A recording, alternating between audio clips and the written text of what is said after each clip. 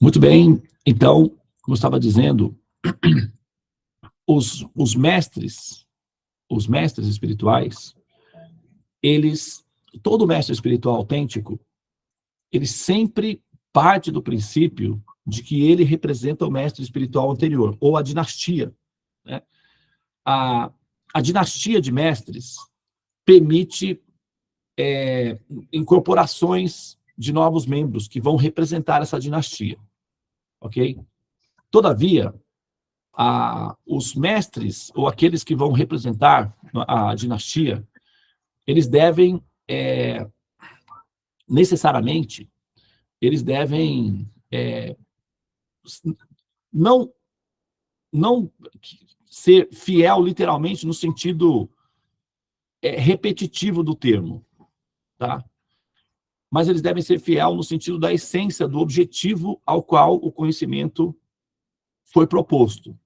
Então, a fidelidade do representante, dos mestres, consiste em saber como aplicar a essência fundamental do conhecimento em termos de, como é colocado em sânscrito, kala desha patra, que significa kala, significa o tempo, desh, o local, patra, as circunstâncias. Né? Lá, na Índia, eles chamam os ocidentais de bideshi, ou desh, né? Então, se eles querem falar qual é o país de origem, eles dizem Amardesh. E se eles querem perguntar qual é o seu país, eles dizem Ki Tomar Desh. Tomar significa você, né? Desh, país, country.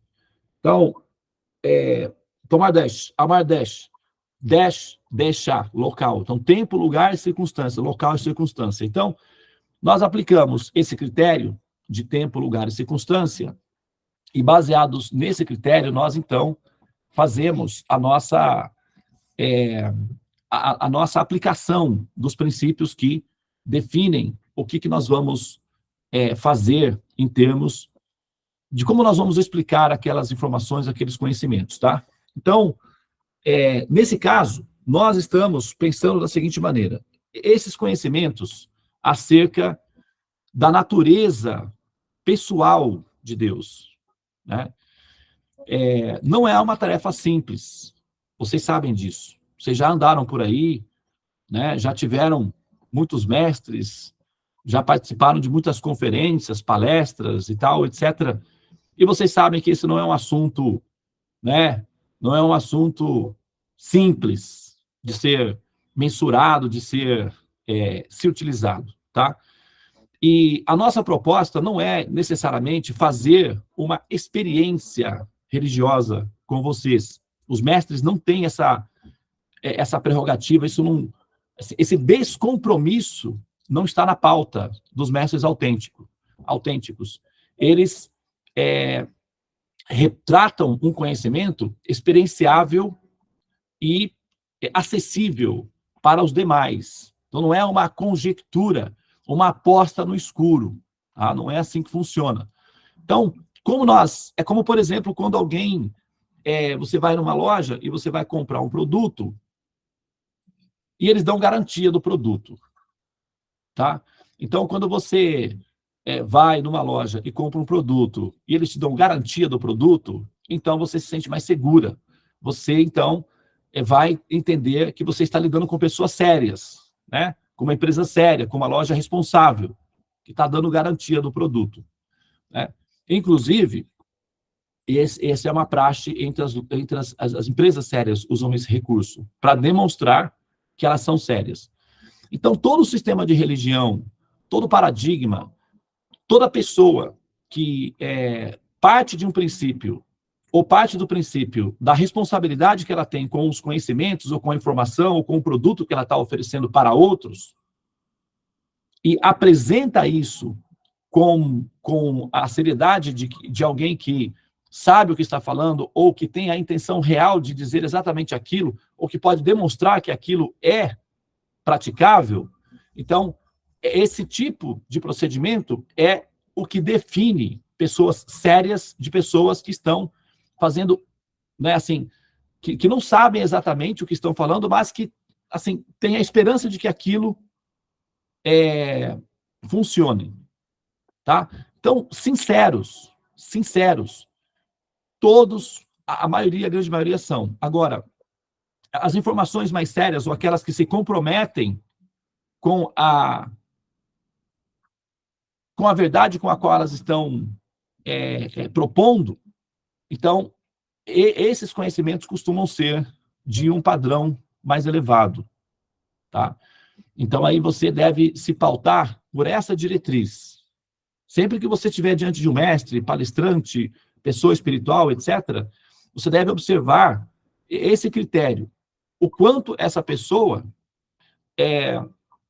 ela se compromete em levar adiante aquela informação que ela está oferecendo no público, tá? Então, esse é um parâmetro. Então, como os mestres espirituais védicos, eles são comprometidos com a revelação védica, normalmente, antes de fazer uma exposição de uma informação, eles, então, fazem o rastreamento do que os mestres anteriores falaram sobre o assunto, o que as escrituras falam sobre o assunto e a capacidade ou a condição do público de entender essa informação. Então, isso chama-se Kala Desha Patra, tempo, lugar e circunstância.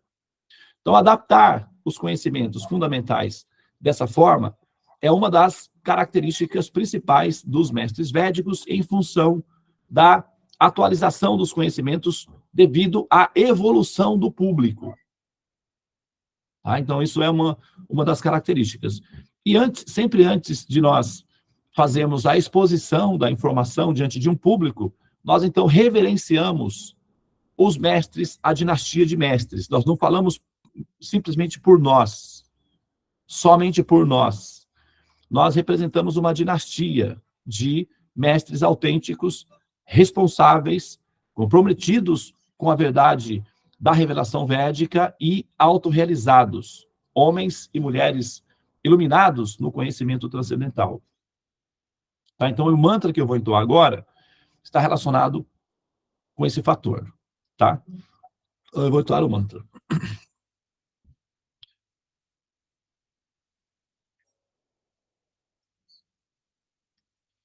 Om Magyana Chimirandasya Gyananjana Shalakaya Chakshurum Militan Yena Tasmai Shri Gurave Namaha.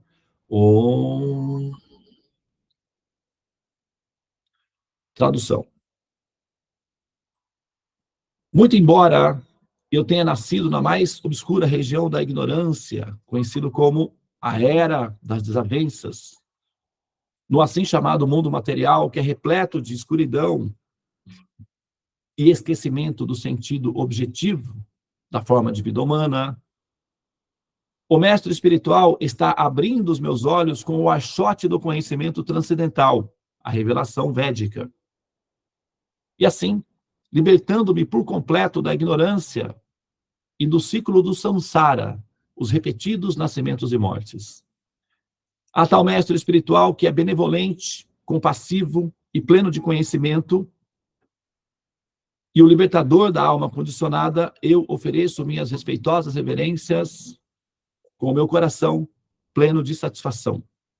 Portanto, tatastu, que assim seja. Hari Om, Shanti, Namastê, Om Tat Sat, Jaya Gurudeva, Jaya Prabhupada. Hare Krishna. Muito bem. Então, assim se dá. Né? Om Agyana, Om, o Supremo, Absoluto, Agyana, aqueles que a possuem conhecimento e aqueles que não possuem conhecimento. Timirandasya, Timira significa andasya, aqueles que estão presos nos fundos das cavernas, acorrentados no cativeiro, chamado samsara, que são os repetidos nascimentos e mortes. Gyanan, Jana, Gyanan, Jana, o nascimento, o renascimento, Gyanan, no conhecimento. Shalaka, Shalaka é um instrumento que é utilizado, por exemplo, quando os médicos fazem cirurgias de cataratas. eles usam um instrumento chamado xalaca, que significa, é um raspador, né? Eles vão lá e tiram aquela peliculazinha. Então, esse instrumento chama-se xalaca. Então, xalaca é, com esse instrumento, o mestre espiritual está tirando dos meus olhos as cataratas, as películas, as camadas de ignorância que me impedem de ver a realidade objetiva, que é a transcendência. Então, a essa pessoa que é o meu libertador, que me dá a visão transcendental para enxergar aquilo que eu tenho que ver, para fazer o meu caminho, o meu dharma, a essa pessoa que é benevolente para comigo, eu ofereço as minhas respeitosas reverências com o meu coração pleno de gratidão. Então, essa atitude mental diante do mestre espiritual, que é aquela pessoa de onde você obtém conhecimento, que te liberta, que nos liberta, é o procedimento protocolar padrão que deve ser observado por aqueles que são evoluídos. Né? Então, aqueles que têm essa compreensão evoluem mais rápido. Tá? E ter essa compreensão, naturalmente, significa também compreender a dimensão da importância dos conhecimentos que os mestres védicos transmitem. E é sobre isso que nós vamos, então, falar hoje, né? Nós já estamos na nossa introdução aí realizada. Então, agora, o tema de hoje é o seguinte. A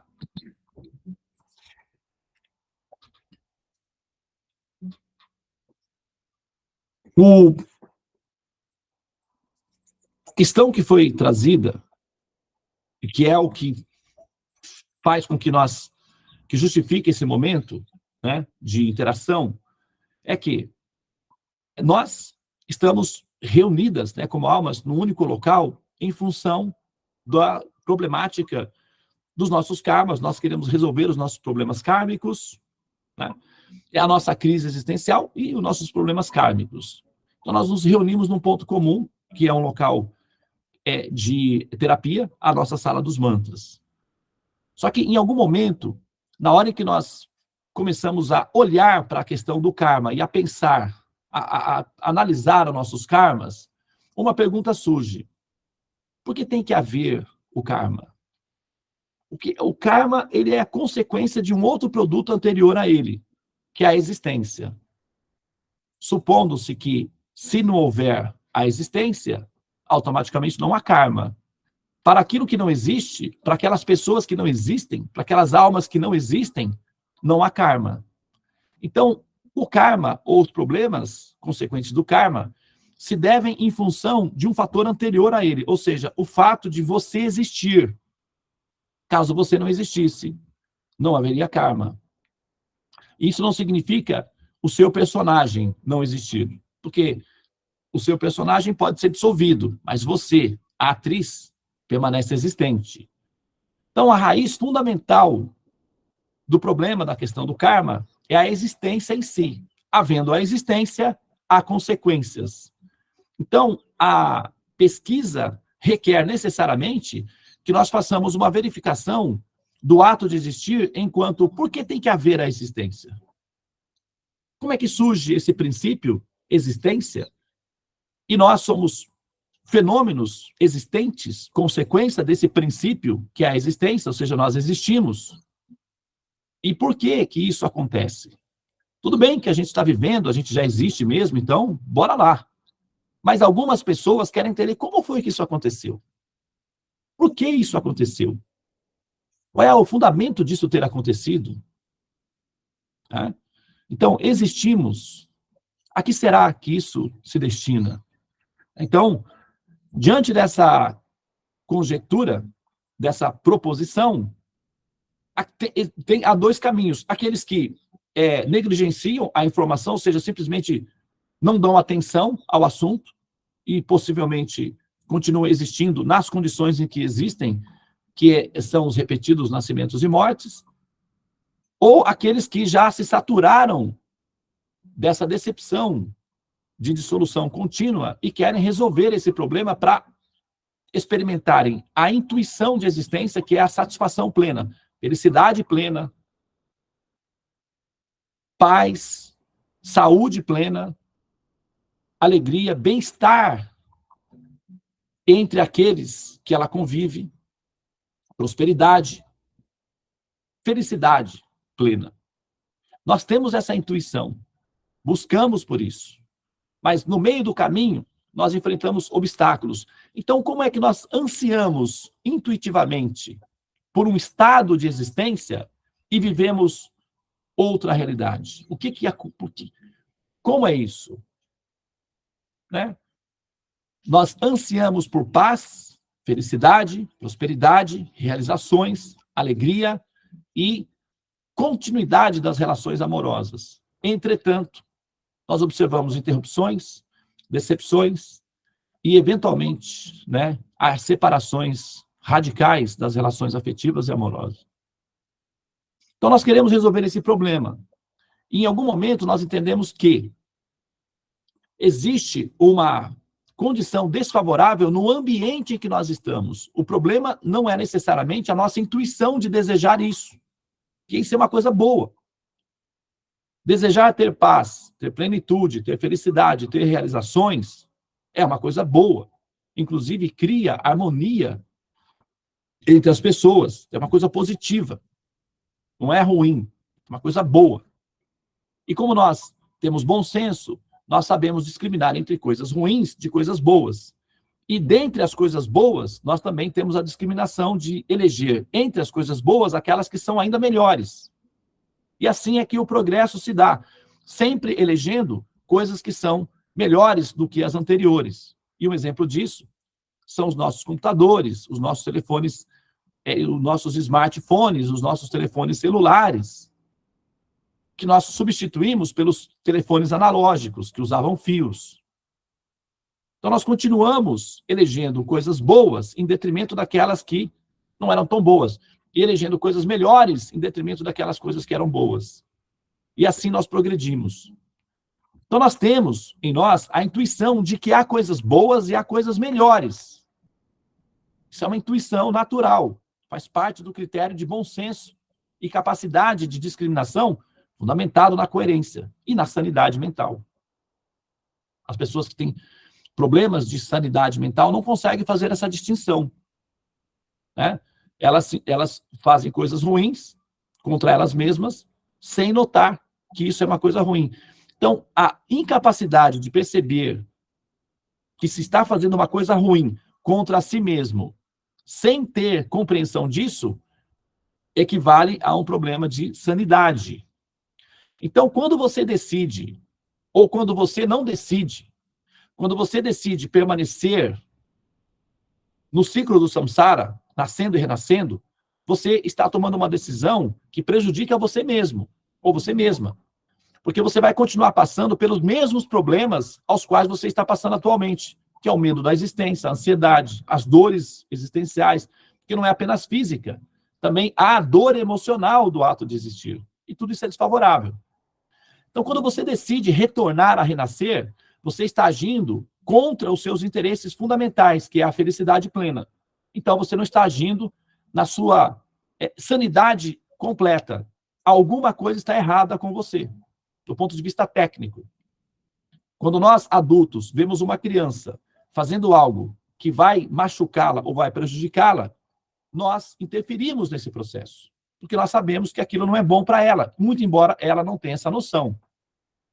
Da mesma forma, os mestres autorizados, eles entendem que as almas, ao não tomarem a decisão de sair do ciclo do samsara, estão tomando uma decisão contrária a elas mesmas.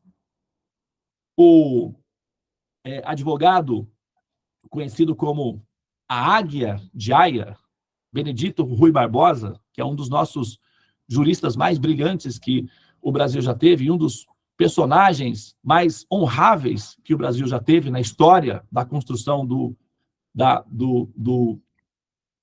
conteúdo intelectual da nossa tradição aqui do nosso país, certa vez disse que se você dá um voto neutro, isso não significa neutralidade em relação ao mal que isso vai causar. Não existe voto neutro. Quando você não toma uma decisão, você está terceirizando a sua decisão para que outros decidam por você. Então, você está decidindo por aqueles que vão decidir por você. Isso é uma decisão. Muito embora você tenha a ilusão de que está votando neutro. É uma ilusão. Então, não decidir por evoluir não é simplesmente não tomar conta ou não ter uma decisão. Ao não decidir por sair do ciclo do samsara, você está decidindo permanecer nele. E essa decisão é contrária ao seu interesse de alma. Portanto, você está agindo de uma maneira inconsciente, eventualmente inconsequente e perigosa para o seu bem-estar. E os adultos, que são os mestres, têm o dever de dizer: não faça isso, está errado, é perigoso. Assim como um adulto faria com uma criança. Então, essa é a função dos mestres: educar aqueles que não estão plenamente conscientes daquilo que estão fazendo. E os conhecimentos têm essa função. Por quê? Supomos que nós tenhamos sucesso em resolver o seu problema kármico local. Vamos imaginar que você queira um trabalho, ou que você queira resolver um problema de saúde, ou que você queira encontrar um parceiro. Ótimo.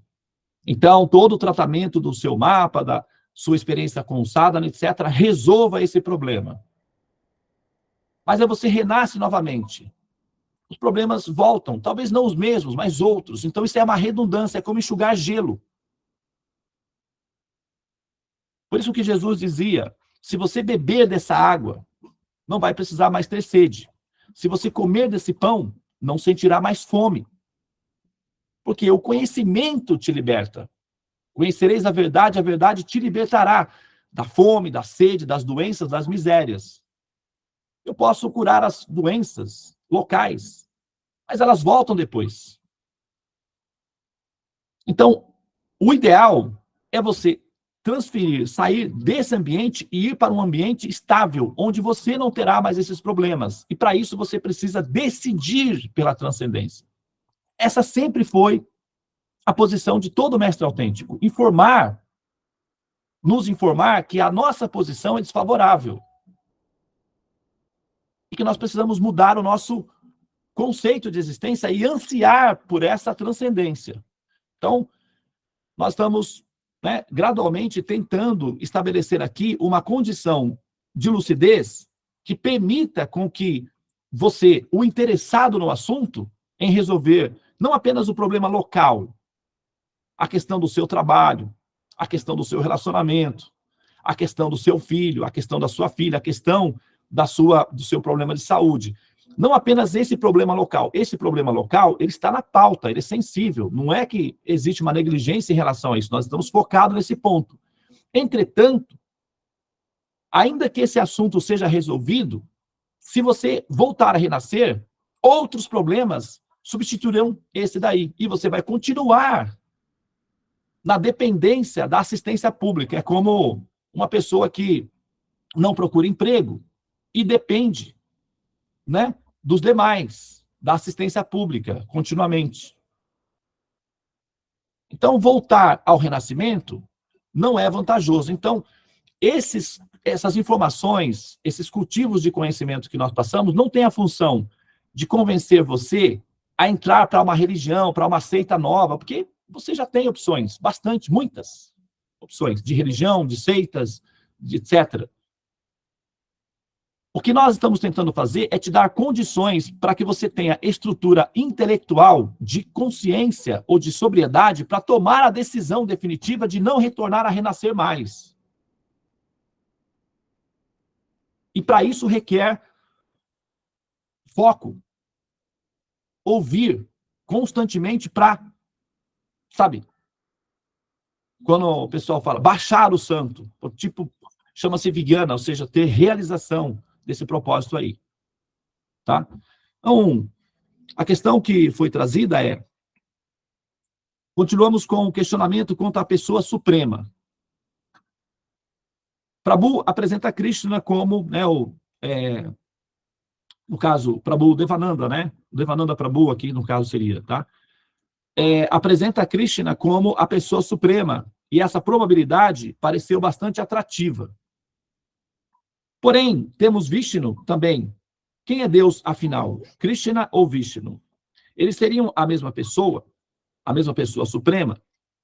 Eles não se parecem nada conosco. Vishnu, por exemplo, tem 4 braços. Krishna é azul. Como podemos entender isso? Vishnu, Krishna, são formas bastante, vamos dizer, assim, atípicas, que estão um pouco fora do nosso, da nossa convivência, da nossa experiência de existência. Tá? Então, o que está acontecendo aí? Né? A pergunta é essa. Muito bem. Primeiramente, aqueles que quiserem compreender essa resposta, aqueles que estão aqui, né, estão pegando esse vídeo pela primeira vez, obviamente que não vai conseguir compreender, né, a sequência do raciocínio se não tiver assimilado as informações anteriores. Lógico. Então, tem o link aí, né, das explicações anteriores, onde nós fazemos um caminho, e nesse caminho nós se concluímos que a probabilidade de que haja uma pessoa original é mais plausível e intelectualmente mais coerente do que a probabilidade de que não haja. Então, essa dissecação, esse processo cartesiano de checar a melhor das opções e probabilidades, nos permitiu partir do princípio de que a probabilidade da existência de uma pessoa inteligente original é muito mais plausível e robusta do ponto de vista intelectual do que a execução da eliminação dessa probabilidade que torna a equação inferior e incapaz de produzir uma elegância e até uma realidade consistente como definição final. Portanto, nós partimos do princípio de que haver uma pessoa é muito mais possível do que não haver uma pessoa. E para isso não precisa ter fé. Uma questão de observação lógica. A gente usa simplesmente a razão para fazer essa definição. A fé você pode usar também como ingrediente, parte da receita, mas ela não é necessária. Tá? A fé vai dar uma sensação intuitiva, um prazer de intuição. Vai melhorar o seu prazer pela compreensão. Então, a fé é tipo um temperinho, mas ela não é o ingrediente principal. Tá? Nós utilizamos o nosso bom senso, a nossa coerência e a nossa capacidade de observação para chegar a essa conclusão, tá? Agora, então, partindo da probabilidade ou da proposta, que aí entra as diferentes revelações da Terra. Quais são as revelações que falam dessa pessoa, tá? Então, nós fizemos uma avaliação dentre os vestígios arqueológicos, que são as escrituras que falam dessa pessoa. Qual seria uma escritura que nós poderíamos adotar como parâmetro, como ponto de partida, para fazer a verificação das características dessa pessoa? Tá? Então, nós, assim, após as verificações, partimos do princípio que a revelação védica tem alguns traços de informação mais detalhadas, ela é mais rica em termos de objetividade. E como pesquisadores, automaticamente, nós não temos nada contra nenhum vestígio arqueológico, nenhuma escritura autorizada, todas são disponíveis, ok. Porém, como pesquisadores, nós temos que eleger aquela que nos dá mais informação do objeto procurado. E nós temos a revelação védica que apresenta uma descrição da forma pessoal de Deus. Não há outra escritura que faça isso. A única que faz essa operação são a revelação védica. Logo, nós vamos ter que checar essa revelação védica para saber se, né, assim, é consistente ou não. Então, quando a gente entra na revelação védica, nós encontramos ali algumas, né, outro dia uma pessoa falou, mas tem muitos deuses. Eu fico confusa com isso. Tá bom. Então, assim, essa confusão também é um distanciamento né, assim, da pesquisa. A confusão é uma espécie de lente embaçada. Então, para resolver o problema da confusão, você tem que refinar a lente para, né, focar o objeto procurado. Isso requer o quê? Dedicação, interesse, estudos, A pessoa não vai se livrar da confusão ouvindo uma vez alguma coisa e tal. Não, ela precisa fazer um processo sistemático de pesquisa. Então, não dá para resolver o problema da confusão intelectual de uma pessoa que se mantém distante e não demonstra um interesse prático em estudar sistematicamente. Embora ela possa aprender a longo prazo com esse sistema fragmentado. Também dá para aprender, mas demora mais. Entretanto, se você quer entender mais rapidamente, né, você tem que focar na lente. É inevitável. Em todos os processos são assim. Se você quer ser um bom jogador de futebol, você tem que treinar bastante. Você quer ter uma forma física, você quer passar no vestibular, no concurso público, tudo requer dedicação. É uma questão pragmática. Tá? Então, na hora em que nós olhamos a descrição da revelação védica, então você tem duas formas que se apresentam como sendo a forma suprema. Uma é Vishnu, ou Narayana, e a outra é Krishna, que é um menino, né, azul, e Narayana, uma pessoa que possui 4 braços. Então, agora que fica a confusão. E aí, que é isso? Como é isso? Né? Nesse caso, a gente precisa entender o seguinte. Em termos de...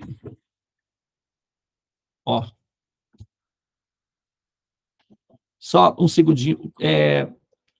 Haridás, se você estiver na sala e me observando, por favor, me auxilie aqui, tá?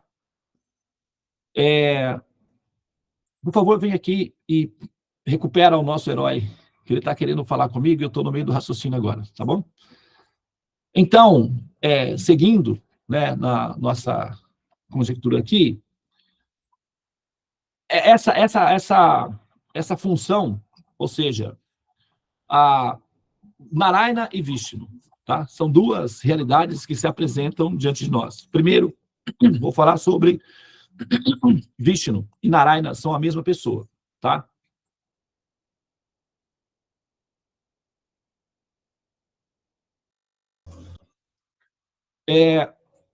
A pessoa Vishnu, que se apresenta como 4 braços, primeiramente.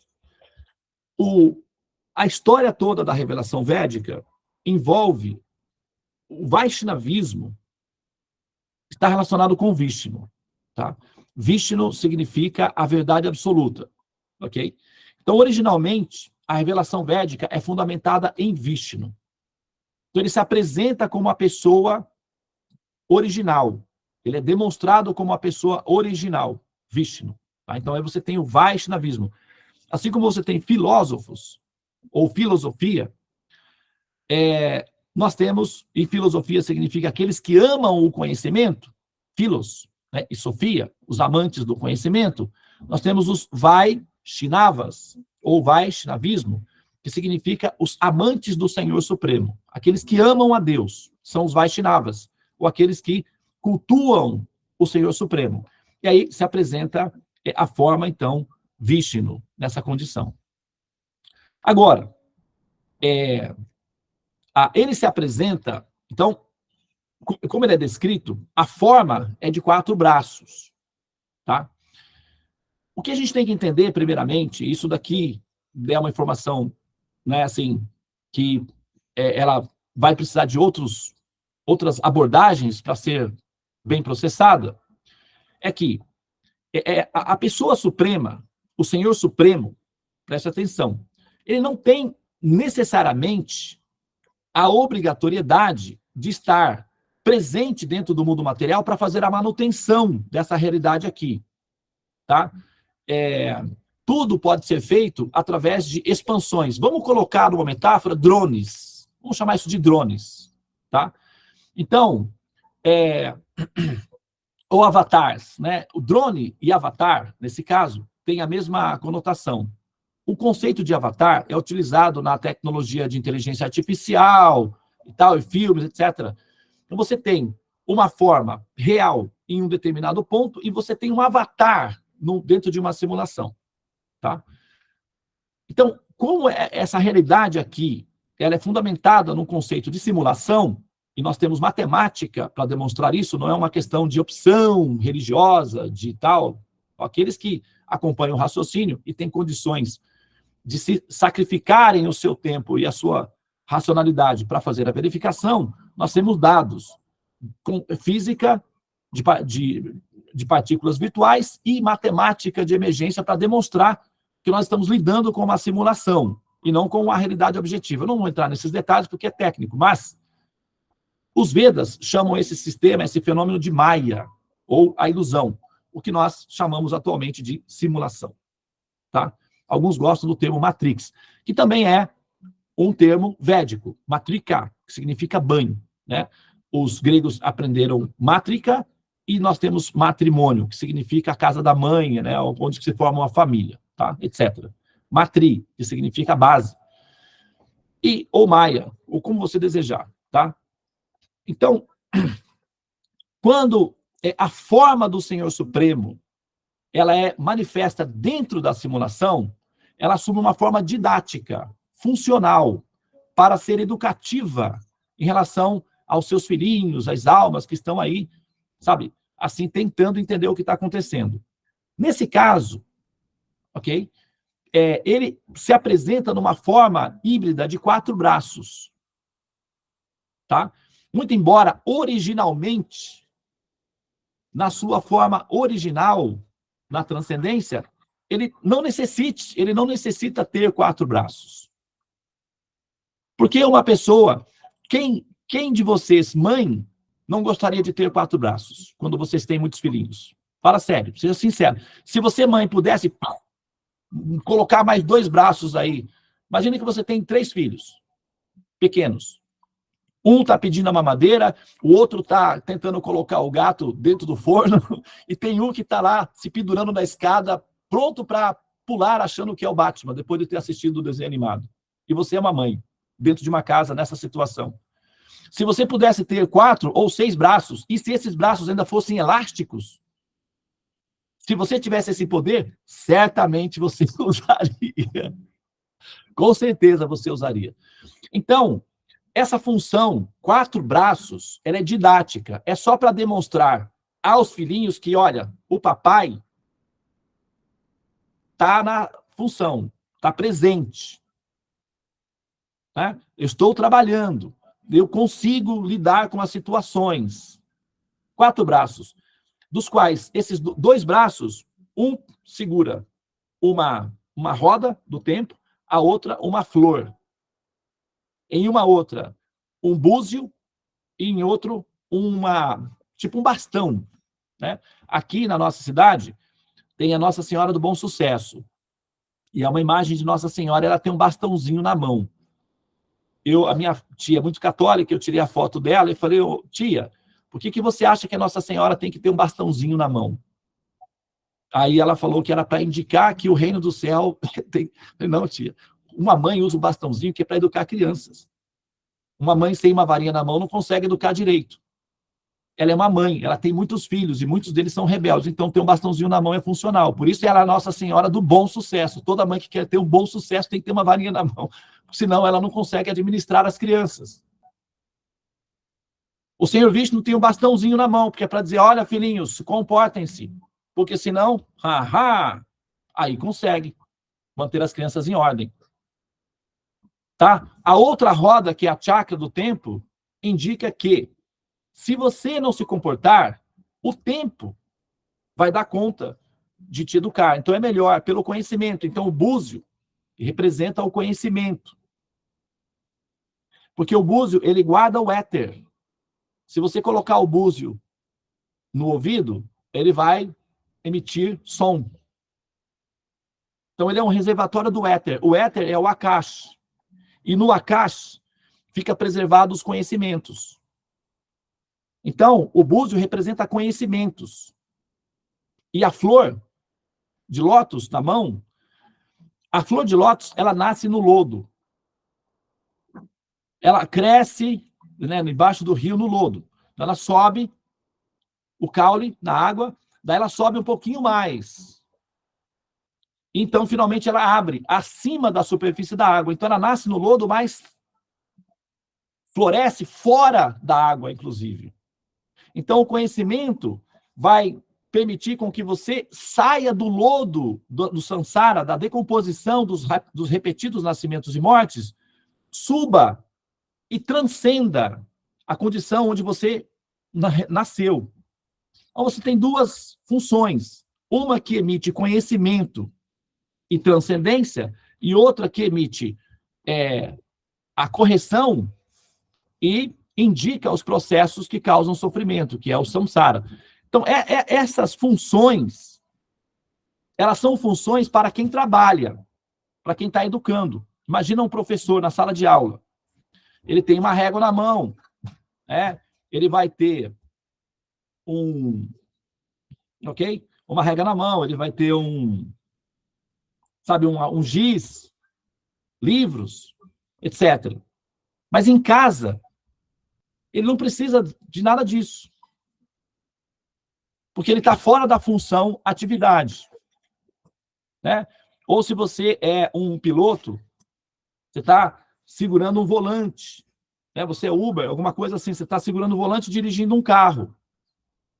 Se alguém tirar uma foto sua nesse momento, vai ver você conduzindo um carro. Mas em casa, essa função não está presente. Então, Vishnu, quando ele é visto dentro da simulação, ele se apresenta com 4 braços, porque ele está em atividade funcional, isso é subliminar. Na sua origem, essas funções não estão presentes. Então, na sua origem, ele não precisa de ter 4 braços. Porque na origem não há pessoas ignorantes, não há rebeldes, não há pessoas contaminadas. Então, não há necessidade de um bastão para educar. Todos já são educados. Por exemplo, se você vai num condomínio fechado, com segurança, você não se preocupa em ter que trancar o seu carro quando você chega em casa, colocar sistema de segurança. Você até pode fazer isso, tudo bem, mas não há essa preocupação, porque o ambiente já está sob controle. Ou se você vai num país de segurança, por exemplo, como eu trabalhei muitos anos na Coreia do Sul, eu não ficava me preocupando em esconder o dinheiro ou o meu celular, porque não tem ladrões na rua. É uma sensação muito boa você andar à meia-noite, poder mexer no seu celular em público ou sozinho numa rua, sem o risco de que alguém venha te assaltar. Então, a sensação de segurança é muito boa. No ambiente onde não tem perigo, você não precisa estar tenso. Então, o Senhor Supremo, nesse ambiente original, não precisa de um bastão. Então, ele não precisa de um braço extra. A chakra, que é a roda do tempo, que indica o samsara, não é presente na transcendência. Então, logo, essa função também está neutralizada. Então, não há necessidade de ele apresentar essa função. Os conhecimentos são profusos e os seres são liberados. Então, pessoas cheias de conhecimento e perfumadas de amor. Elas já estão nessa condição. Logo, não há necessidade que o Senhor mostre um búzio ou uma flor, porque todos já são plenos de conhecimento e plenos de perfume de amor. Então, ele não precisa estar segurando nada, ele não está em função, em atividade. Ele está livre, as coisas já foram feitas. Então, ele é uma pessoa normal, com funções. Aí você tem os braços e as mãos que são funcionais para produzir felicidade, prazer, fazer coisas. Então, se você olhar ele dentro da origem, ele não vai se apresentar com 4 braços. 4 braços é funcional, é subliminar, é só para informar que ele está em atividade, que ele está presente. É para você... quando ele se apresenta na forma de 4 braços, na sua mente subliminar, a mensagem vai ser a seguinte: ele está presente, atuante e é competente. Então você se acalma. Ok? Então, primeiramente, é só para explicar as funções dos 4 braços. Não é que necessariamente o Senhor Supremo precisa ter essa forma, atípica, essa forma, né, assim, diferente, e você não se identifica com essa forma, obviamente, porque você só tem 2 braços. Mas, ao entender a função, pronto, fica resolvido. Então, é assim que entende-se, tá bem? Primeiramente. Mas isso não explica Krishna ainda. Só dá uma breve descrição Vishnu. Então, na próxima, nós falamos sobre Krishna, porque gradualmente a gente vai colocando as peças em ordem para que você compreenda com clareza as diferentes funções na relação com o Senhor Supremo e saiba depois como, né, se aproximar dessa pessoa, como conquistar essa pessoa. A fase que nós estamos é identificar a natureza dessa pessoa, a estrutura dessa pessoa, e depois a gente vai ter que encontrar o ponto sensível dessa pessoa para nós gerarmos nessa pessoa um encantamento sobre nós. O amor é uma conquista e ele é uma pessoa, portanto, conquistável. Agora, como? Pois é. Né? Então, passo a passo, ok? Seguimos. Agora são 7 horas e 35 minutos. Eu estou no meu tempo previsto. Tá? Como nós começamos 10 minutos depois, então eu vou usar mais 5 minutinhos aqui para fazer uma recontextualização do que nós falamos hoje, para ficar mais, né, assim, ok? Muitos de vocês nem sabiam que havia essa possibilidade Vishnu. O que dizer de imaginar que ele tinha 4 braços? A grande maioria de vocês nem tinha essa informação. Então, é algo totalmente, fora do seu contexto. Então, para que você coloque essa possibilidade dentro do contexto, óbvio, você vai ter que conhecer as informações anteriores, como eu falei lá no início. Então, essa investigação da pessoa suprema, ela não necessariamente precisa envolver crença ou fé. Não é necessário que você acredite nessa pessoa Vishnu.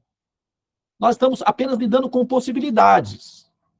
Se houvesse uma pessoa, e se essa pessoa fosse a pessoa suprema, como essa pessoa seria? Como ela atuaria? Como ela se comportaria? Então, quando nós analisamos a descrição da pessoa Vishnu e o comportamento dessa pessoa em termos práticos, e quando nós analisamos a natureza moral ou psicológica dessa pessoa, para ver se essa pessoa poderia ocupar o posto da pessoa suprema, se ela seria compatível com o posto do conceito que nós temos de Deus. Que nós temos um conceito de Deus. Né? Nós temos uma prévia, uma noção da ideia Deus. E dentro da noção da ideia Deus que nós temos algumas opções de como, assimilar essa noção Deus. E dentre as opções dessa noção que nós temos de Deus, a noção de que a característica dessa pessoa, de também ser uma pessoa, é plausível. Então, é o que nós fizemos. Dentre as possibilidades de uma pessoa que ocuparia essa função ou esse posto, nós estamos analisando qual dessas pessoas seria uma pessoa em que nós aportaríamos o nosso investimento, as nossas fichas. Chega um momento que você tem que, depois de analisar todas as probabilidades do mercado, fazer o investimento. É assim que os traders fazem. Eles ficam olhando ali os gráficos.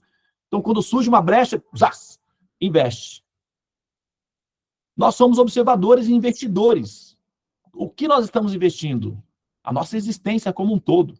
E o resultado pode ser que você renasce e continua com as suas dificuldades técnicas na sua empresa, ou que você finalmente prospere definitivamente.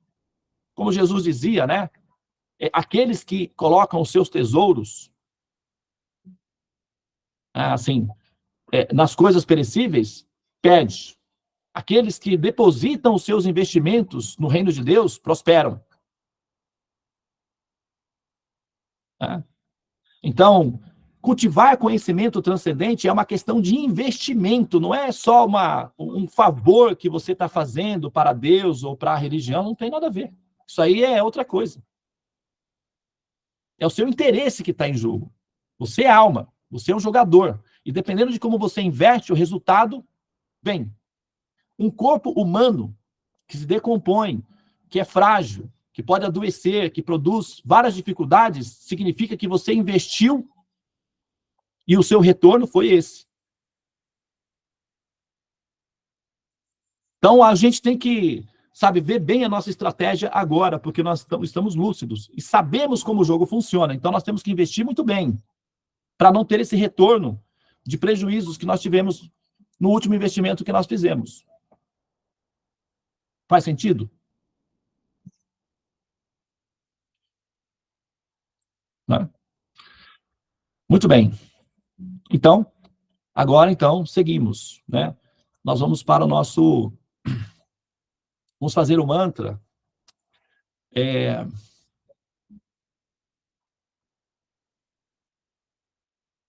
Isso vai dar melhores condições para refinar a nossa mente. O nosso sistema operacional é rígido, é tridimensional. Nós temos um cérebro humano, gente. Isso cria vários problemas para nós.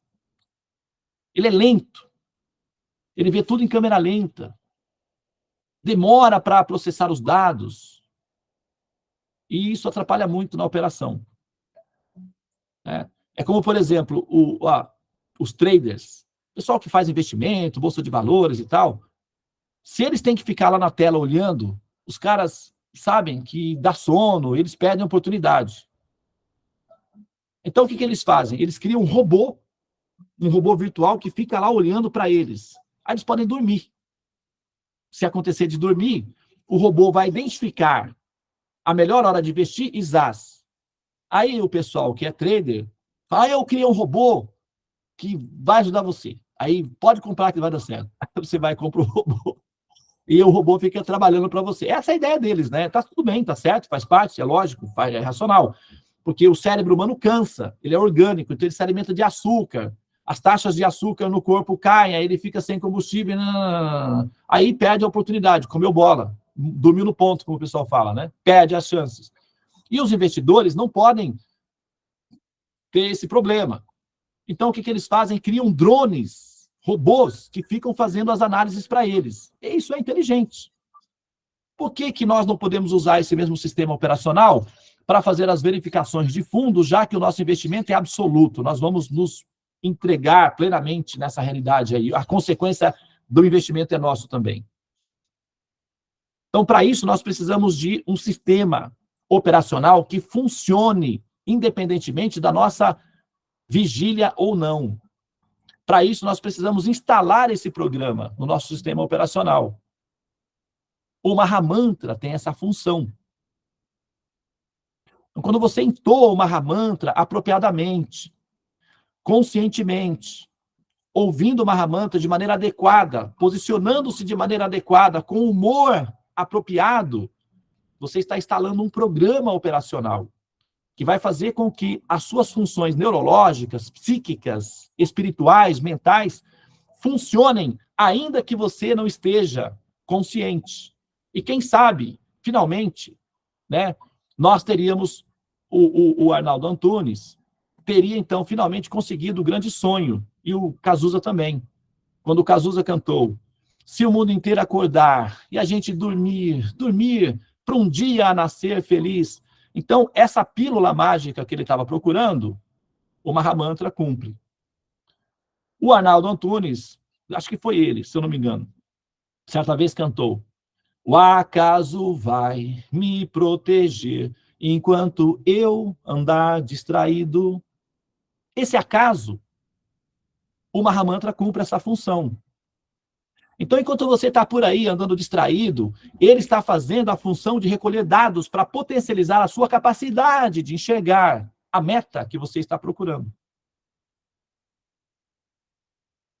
Enquanto você dorme, ele está metabolizando todas as funções durante os sonhos para produzir o melhor caminho, o melhor investimento para que você tome finalmente a decisão de fazer o investimento certo, na hora certa, com a inteligência lúcida. O Mahamantra tem essa função. Enquanto você está vivendo a vida normal, ele está metabolizando todas as funções a qual você está destinada, ó alma, que é a transcendência. Por isso o Mahamantra, ele é tão funcional. E por isso nós dizemos, ó Mahamantra, auspicioso, libertador do ser. O Mahamantra é um programa de tecnologia de futuro. E ao cantar o Mahamantra, você está instalando gradualmente esse programa. Está fazendo o download dele. Ok? Por isso nós fazemos o Mahamantra. Não porque nós estamos criando uma religião nova, uma seita, nós estamos praticando uma religião. Você pode usar assim também, caso você queira, se você se sente bem imaginando ou pensando em si mesmo dentro de um campo de uma religião, não tem problema, porque a fé, como eu disse para você, é um temperinho gostoso, não tem problema. Você pode usar a fé. Mas ela não é a prioridade, ela não é o elemento principal. Ela entra como um tempero gostoso, aí você pode curtir. Nós pautamos na compreensão, que é muito mais efetivo. Ok? Então, seguimos. Agora, eu vou pedir que você, por favor, relaxe por um minuto. Namastê. Hare Krishna, Krishna Krishna, Hare Hare. Hare Rama, Rama Rama, Hare Hare. Ó energia suprema, amor divina, ó Mahamanta, libertador do ser, desperta-me, eleva-me, envolve-me, protege-me. Hare Om, Shanti, Namastê, Om Tat Sat, Hare Krishna.